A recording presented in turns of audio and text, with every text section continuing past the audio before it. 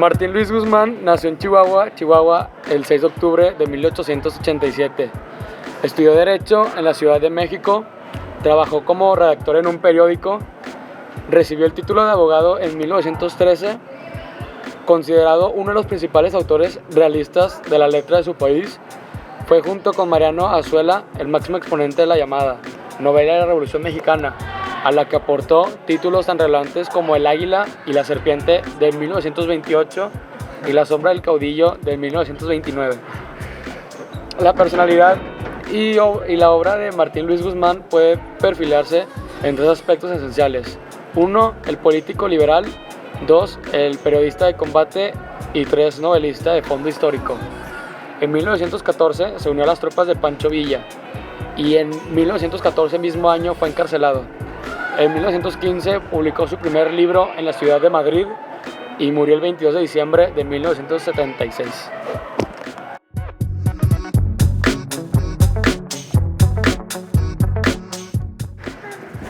Durante el gobierno del caudillo, el ministro de Guerra, general Ignacio Aguirre, recibe la propuesta de varios jóvenes políticos para que acepte la candidatura a la presidencia. En oposición al general Hilario Jiménez, ministro de Gobernación y favorito del caudillo, Aguirre rechaza el ofrecimiento por temor a inhabilitarse como presidente. Luego se sincera con él y le asegura su lealtad, pero aquel no le cree y lo rechaza. Al mismo tiempo, suceden varios episodios de corrupción en la Cámara de Diputados, de altercados en una convención campesina en Toluca, donde se decidirá a cuál candidato apoyar, de acusaciones recíprocas de traición, riñas, balazos, secuestros y torturas.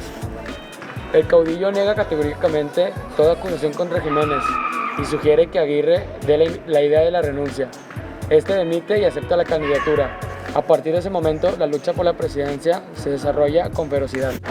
Ambas cámaras apoyan decididamente a Aguirre con 80% de sus miembros. La impopularidad del candidato del caudillo se hace evidente. Además, también el pueblo se inclina por Aguirre, a quien aprecia por su gran valor para enfrentarse al presidente, por sus dotes personales y por contar con amistades leales y honestas. El caudillo ataca violentamente al que había sido su ministro de guerra y lo acusa de incontables delitos por los diputados. Defienden a su candidato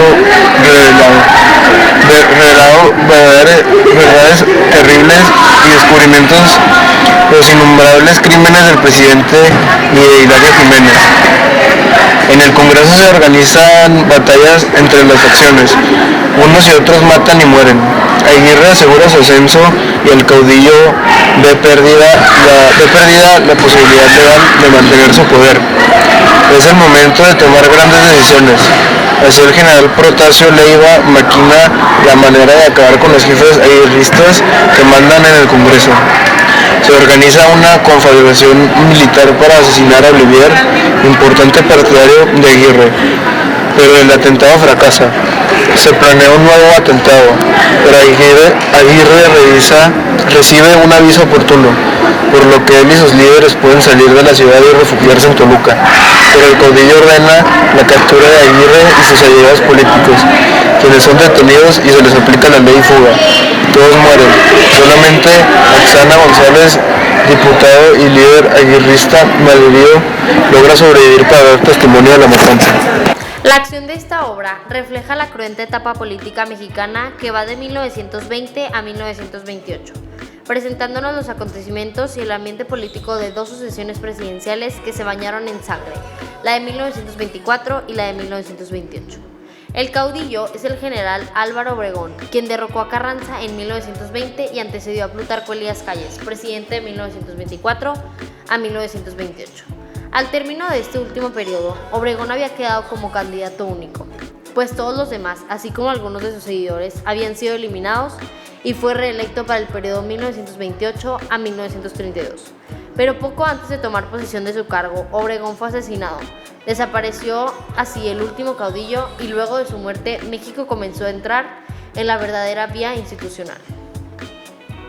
La sombra del caudillo tiene una estructura sencilla y lineal, con acción fluida que conserva el interés del lector y un estilo pulido, sobrio y conciso, cuyo análisis metódico inclina a reflexionar sobre los problemas mexicanos de aquella época. Si Mariano Azuela describe en Los de Bajo la Revolución desde el punto de vista del campesino guerrillero e ignorante Martín Luis Guzmán, Trabaja aquí con los de arriba, con los jerarcas, los jefes, los presidentes y los caudillos. La profundidad analítica en los acontecimientos que presenta convierte esta novela en una excelente muestra de relato histórico. Si uno se atiene a lo que el lenguaje político sostiene, la Revolución Mexicana sigue siendo vigente. Para verificar o rechazar esta observación, sería interesante y además útil analizar La sombra del caudillo de Martín Luis Guzmán, la novela política más coherente que se haya escrito en México.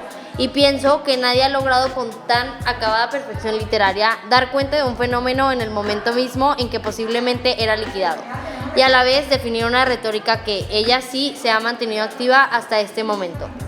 Además, al recrear con precisión novelesca un acontecimiento histórico mexicano, Guzmán determina, imitando a los trágicos griegos, cuáles son los usos y abusos del poder. Personajes en contienda por la presidencia de la República: el general Ignacio Aguirre y el general Hilario Jiménez. Personajes que se debaten impulsados por los designios del entonces presidente, el caudillo en realidad Álvaro Obregón. Estamos hablando con el corazón en la mano. Hilario, no con frases buenas para engañar a la gente, ni a ti ni a mí. Nos reclaman el país, nos reclaman dejando a un lado atrás o 4 tontos y 3 o 4 ilusos. Los grupos de convenencieros que andan a casa de un gancho de donde colgarse, es decir, 3 o 4 bandas de politiqueros, deberes para el país. Pero Jiménez estaba ya de vuelta en el terreno de la sinceridad. Con ella replicó: franqueza por franqueza, yo no creo lo mismo, o no lo creo por completo. Mis andanzas en estas bolas van enseñándome que después de todo siempre hay algo de la nación, algo de los intereses del país, por debajo de los egoísmos personales a que parece reducirse la agitación política que nosotros hacemos y que nos hacen.